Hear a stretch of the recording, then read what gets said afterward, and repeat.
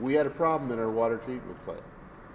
And what we had, and you'll see it in your press release, we had a mechanical failure. That mechanical failure is not going to compromise the condition of our water. However, it does compromise our ability to function at capacity. So we are at the task right now, and we believe it'll take approximately 4 days in order to return one of those fluctuation systems back into working order. This is, for us, not a new thing. It's not the first time one of those ever broke down, and probably won't be the last. But it has never been before the circumstances that we face and which we're facing today. So I'm going to end, and I'm going to ask Director Moore and Dr. Grossman to speak, but I believe, and I firmly believe, that this community, and now I'm talking Toledo and the region, will fortify our system by using conservation with water. The Chief of Staff, Bob Reinbold, has notified our Director of Public Works. In our own test, we had 2 areas of this city, Point Place and East Toledo, that were not into the no drink zone, but they were very close, too close for me to feel comfortable about. So I made the decision that no, we are not doing this. We are going back out, and we're going to the Point Merchants Landing area and over in Star Avenue, and we're going to take 3 tests again. And we had to borrow a kit from Oregon. They borrowed a kit from Oregon because I was not going to open up this city until I knew that everybody was going to be safe. How would you ask me, how would I answer this question if you would have asked? Mayor, you live in South Toledo. You can drink the water, but I live in Point Place, and I can't. Why is the same plant with the same operation, with the same system and the same distribution safe for you but not for me? Now, how do I answer that question? Or how would you answer that question if it was asked? So I made a decision at that time that until we had confirmation that our distribution system was sound, I was not going to opine that the water was safe. The other part of this decision happens to be, we are at August the 5th. August the 5th. Now, what is going to be our experience with the algae blooms? Are they going to go away on the 6th of August? Do you think on Labor Day we're going to have a less of a problem with algae blooms than we have today? I mean, let's be realistic about this. You know it's going to intensify. And that's a fact.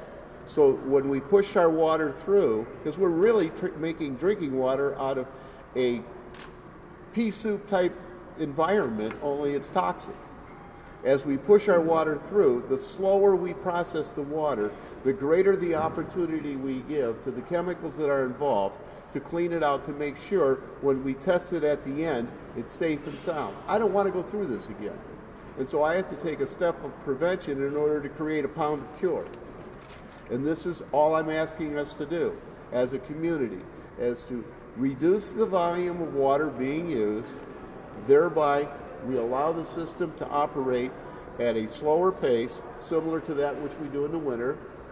And as we go through this, because, see, we don't have this environment in the winter, I'm sure. Car washes generally use recycled water. Okay.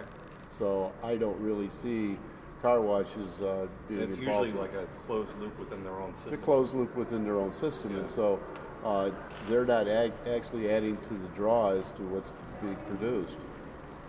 If you don't receive voluntary compliance, are you prepared to step in with mandatory compliance?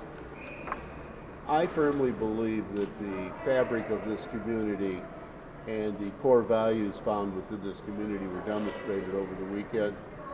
I am not one to demand behavior. I believe that the people of this community are responsible people, and they will rise to the occasion, and we will get through this together as we just got through the most recent episode. I mean, we went through, let's be realistic, we went through the winter that we've never been experienced before, and we got through it without one casualty.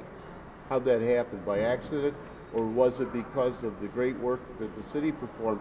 But most importantly, the respect that this community demonstrated for all citizens by operating their vehicles in a responsible way and staying off the streets when they were asked not to.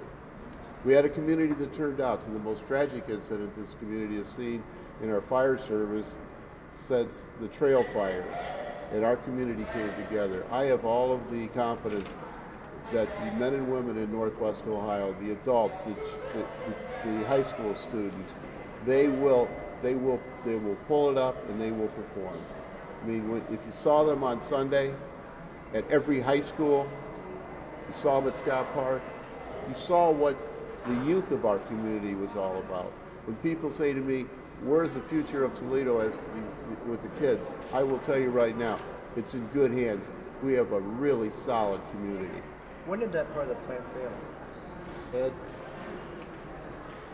Yesterday, we did notice the issue with the paddle. That's when it was identified. Again, it's something that routinely happens. We determined that we need to just go ahead and drain a basin. Again, when we talk about flocculation basins, just imagine a big mixing chamber is what it is. It's like a paddle on a steamboat, except it goes a lot slower.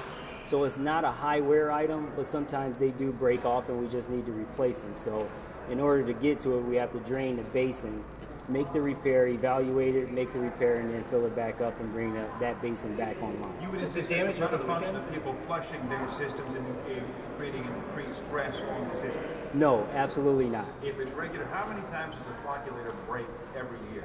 How many broken flocculators do we have?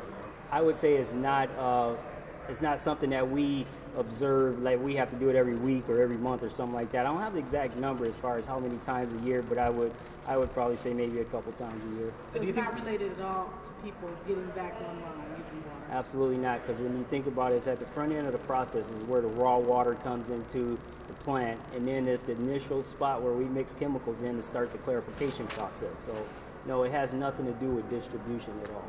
Was it broken over the weekend? Did it have any effect on treating before? No. No? Even though you've got 5 out of 6 operational, Sure. Does that reduce your efficiency at the plant in terms of moving water through? And Not at all. Okay. Not at all. When can you expect this to be back up and running? We expect in the next 3 or 4 days we'll have it back up and running. In asking for reduced consumption by Sure. consumers out there, you did say that will help us provide more effective treatment. Couldn't I deduce if people continue to use water at the current level, our treatment is therefore not as effective, thereby jeopardizing our water supply? I don't think that's the case. We have a method of treating our water that is very well, works well. We just have to take one of our basins off. The other 5 will perform fine. Could you explain the technology a little bit? If you're not, if people do reduce consumption and therefore the plant is not being pushed or stressed out, you're rated at 120 million gallons a Sure. day, and usually are between 80 and 100. How does that help in terms of delivering a better finished tap water product? Well, it gives us a lot more time. We're not processing as fast. We can have time for our chemicals to take effect and produce a better product. Can you address the testing of the water over the weekend? You increased the number of tests that you did. Where are you sitting at right now? How many are you doing? Is it just at the water treatment plant, or are you still gathering from around the state? No, for water treatment plant, the test we're doing from here out is a tap right at our water plant. Our distribution system is fine right now. The last test we took were undetectable. That's exactly where we want to be. That's below 0.3 milligrams per liter. So we feel like we're mitigating the situation. We have it under control.